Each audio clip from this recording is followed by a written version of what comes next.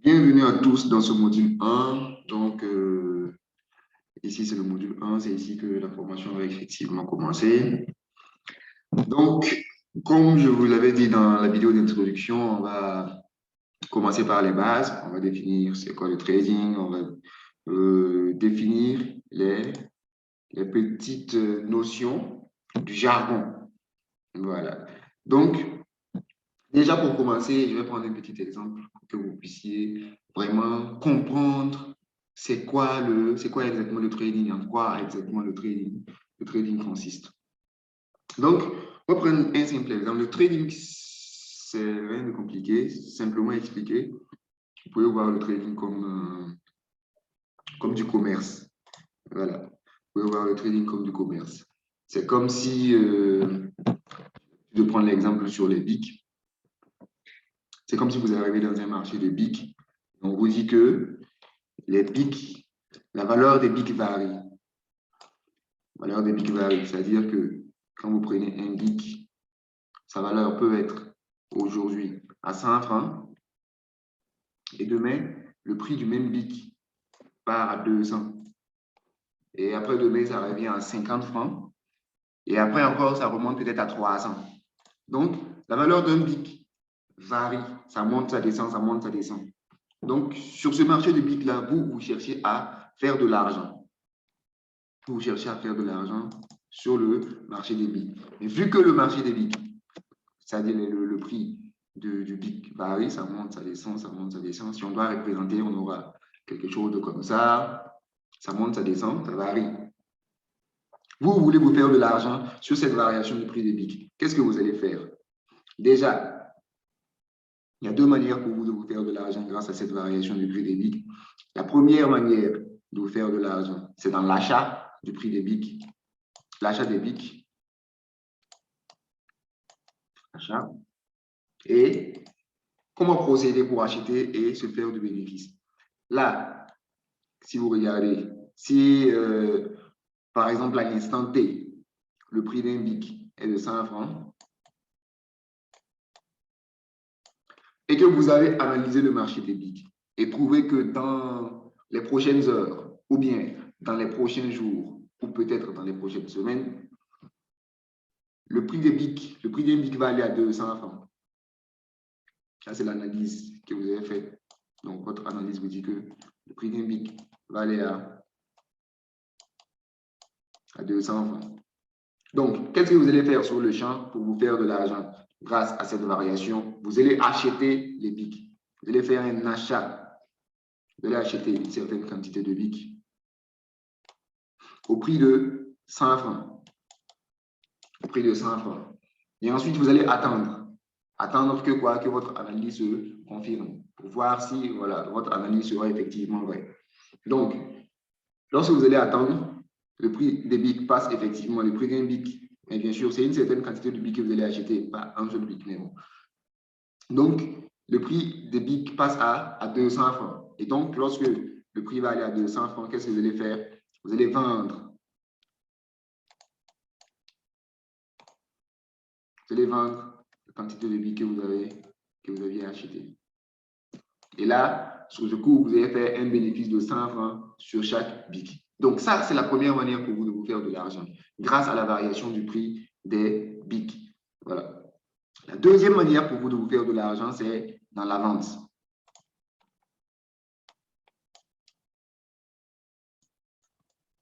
Donc, le prix des BIC, ça hausse, ça baisse. Donc, vous avez déjà remarqué qu'il y a déjà une manière pour vous de vous faire de l'argent dans la hausse du prix des BIC, c'est-à-dire acheter bas et vendre lorsque le prix sera haut. La deuxième manière, vu que le prix des BIC, ça monte, ça descend, la deuxième manière, c'est d'arriver à vous faire de l'argent dans la baisse du prix des BIC. Et comment on arrive à se faire de l'argent dans la baisse du prix des BIC? Supposons qu'à l'instant T, le prix d'un BIC, supposons maintenant qu'à l'instant T, le prix d'un BIC est de 200 francs et que vous avez analysé le marché des BIC et votre analyse vous a dit que, selon votre analyse, le prix des BIC va passer, le prix d'un BIC va passer à 100 francs.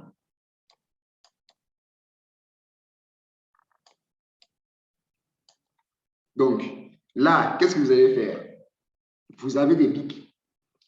le prix du BIC sur le marché est de 200 francs, et vous voulez vous faire de l'argent, c'est-à-dire, mais votre analyse vous dit que le prix d'un BIC va aller à 100 francs, et vous voulez vous faire de l'argent grâce à cette variation.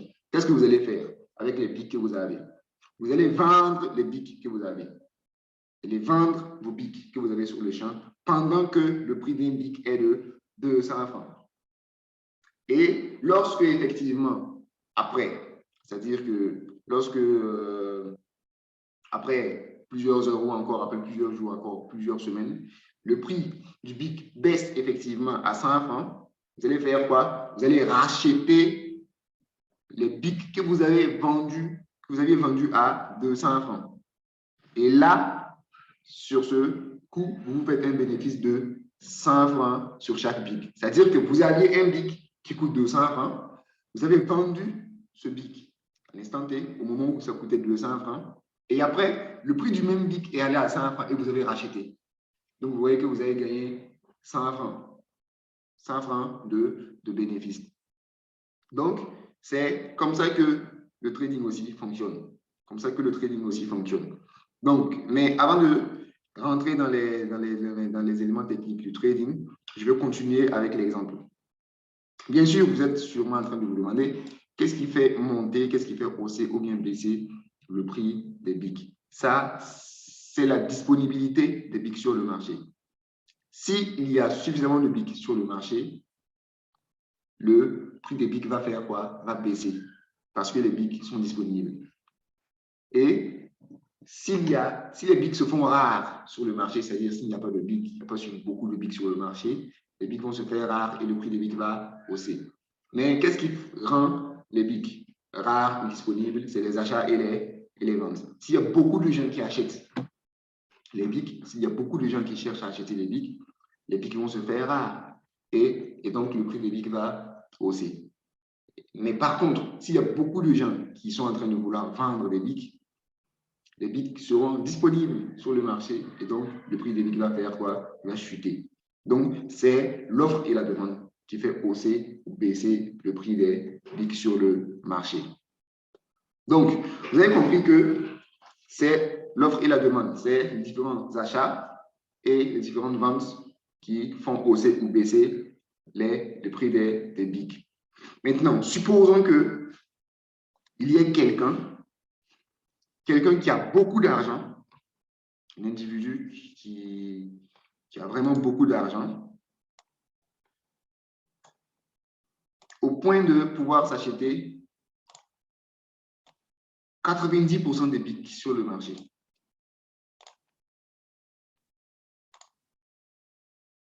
Donc, il a tellement beaucoup d'argent qu'il peut s'acheter 90% de BIC sur le marché. Donc là, notre individu, là,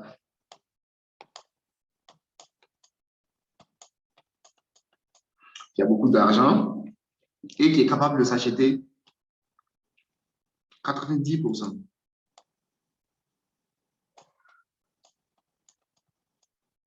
90% de SIA comme BIC sur le marché. Qu'est-ce qui va se passer quand il va acheter 90% des BIC? Donc là, on est dans un marché normal. Le prix des BIC, ça varie, ça hausse, ça baisse en fonction de la disponibilité de BIC sur le marché. Et lui vient, il achète une grande quantité de BIC. Et il va chez lui. Qu'est-ce qui va se passer? Les BIC qui vont se faire rares parce qu'il en a acheté en grande quantité. Il est venu, il a acheté les BIC, nos BIC qui sont disponibles sur le marché. Donc, qu'est-ce qui va se passer? Qu'est-ce qui va se passer? Les BIC seront rares sur le marché. Et si les BIC sont rares, les BIC deviennent rares sur le marché, qu'est-ce qui va se passer? Quelle est la conséquence de ça? On va assister à une hausse.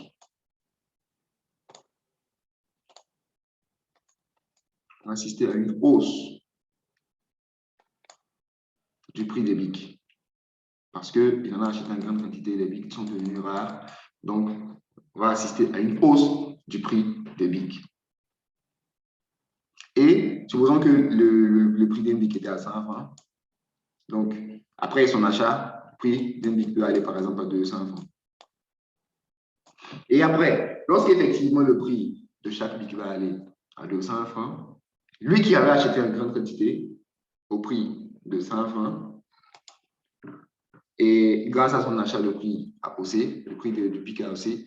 Vous voyez que maintenant, il a la possibilité de ressortir maintenant les BIC qu'il avait achetés, de ressortir la grande quantité de BIC qu'il avait acheté et de pouvoir les revendre au prix du marché, c'est-à-dire au prix de 200 francs maintenant.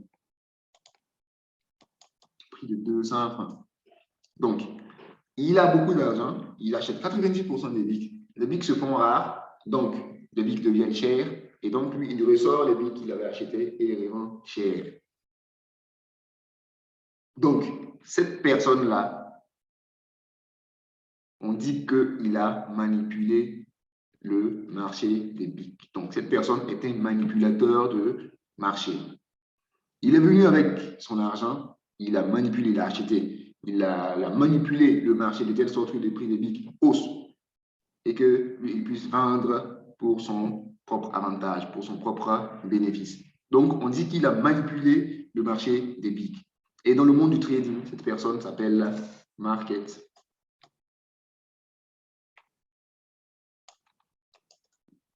maker.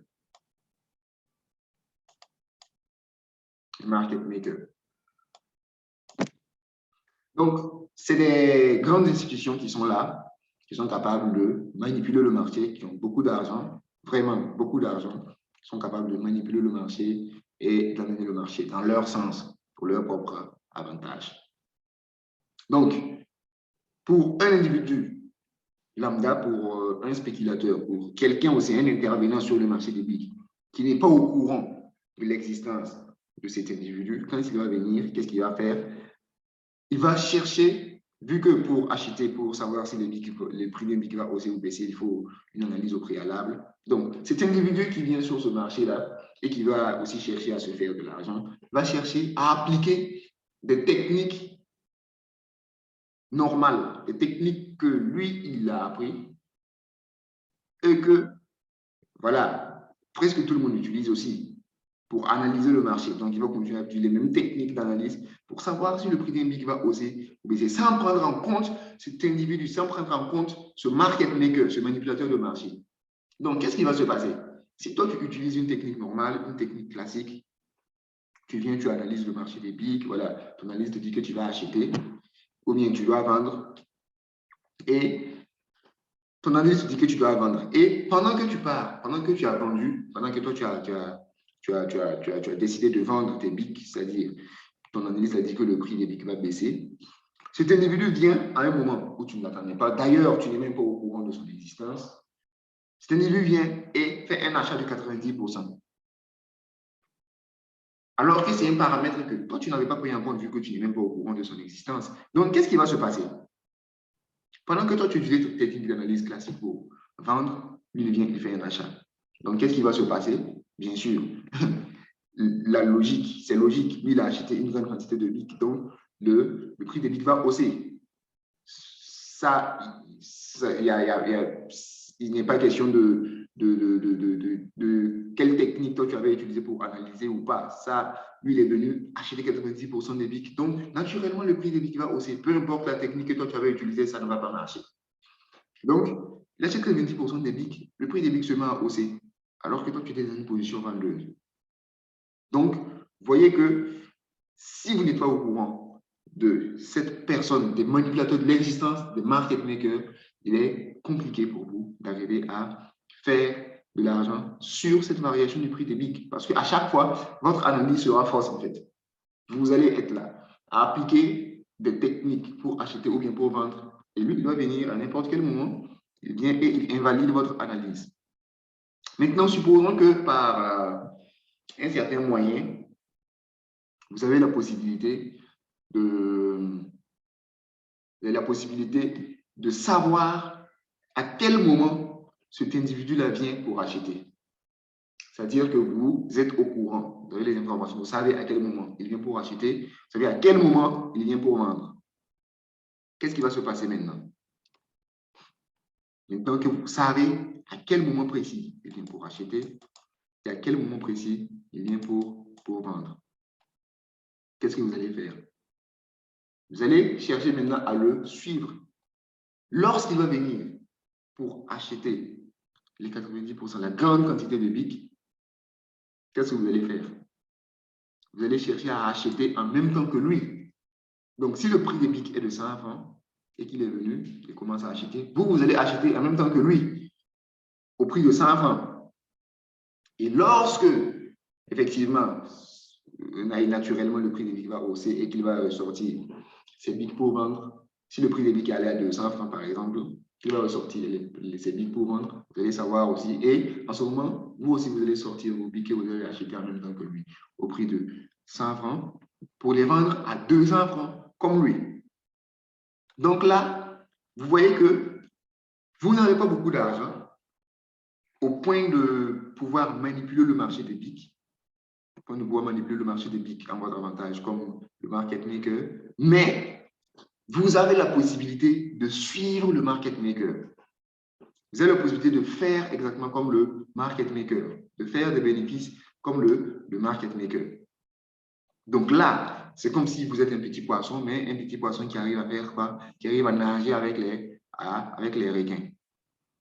Quand il vient pour acheter, vous achetez. Quand il vient pour vendre, vous vendez. Donc, vous êtes là et vous suivez les market makers, c'est-à-dire les manipulateurs de marché. Donc, vous et les autres intervenants dans le marché, sur le marché, vous n'êtes plus pareil. Eux, ils vont continuer à perdre, alors que vous allez commencer à faire des gains vraiment exceptionnels. Vous allez avoir un taux de rentabilité vraiment élevé par rapport à la plupart des gens qui vont chercher à faire quoi? À utiliser des techniques simples, à appliquer des trucs simples sans prendre en compte l'existence, sans être au courant même de l'existence d'un manipulateur de marché.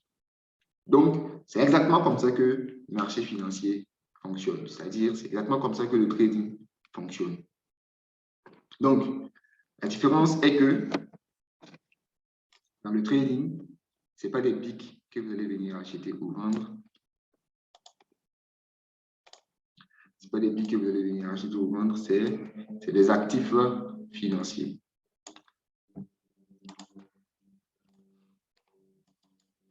Des actifs financiers.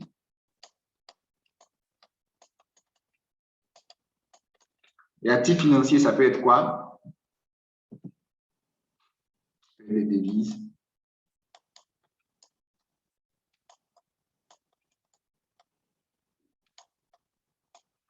Devises comme l'euro, le dollar, le livre sterling, dollar canadien, dollar australien, le franc sud-africain, tout ce qui est comme monnaie qui est cotée en bourse. Sur les marchés financiers, vous avez la possibilité aussi de trader les indices.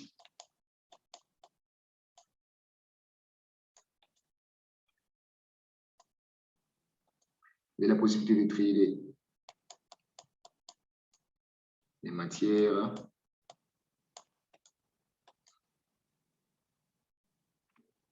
premières. Vous avez la possibilité de trader les actions. Vous avez la possibilité de trader les crypto-monnaies, etc. Donc, les actions comme Google, les actions comme des entreprises comme Microsoft, les matières premières comme l'or, crypto-monnaies comme le Bitcoin. Donc, sur les marchés financiers, ce n'est pas des BIC que vous allez venir acheter ou vendre, c'est des actifs financiers. Voilà, actifs financiers comme les devises, les indices, les matières premières, les actions. Donc, c'est vous qui choisissez. Donc là, c'est les différents marchés. Le marché des devises, le marché des indices, le marché des matières premières, le marché des actions, des cryptos, et il y en a plein d'autres. La différence aussi, c'est que ce n'est pas dans les marchés physiques que vous allez trader. La différence, c'est que le trading se fait en ligne.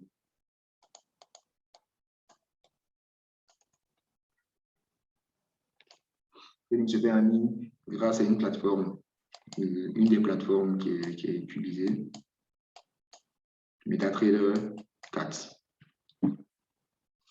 Et les market makers sont les grandes institutions financières, c'est-à-dire et dans l'exemple des BIC que j'avais pris, le manipulateur de marché en trading est appelé market maker.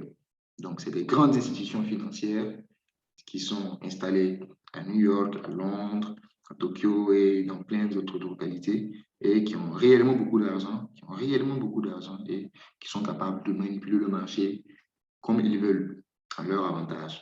Donc, si vous n'êtes pas au courant de l'existence de ces manipulateurs de marché, vous allez essayer d'appliquer les techniques que la plupart des traders utilisent.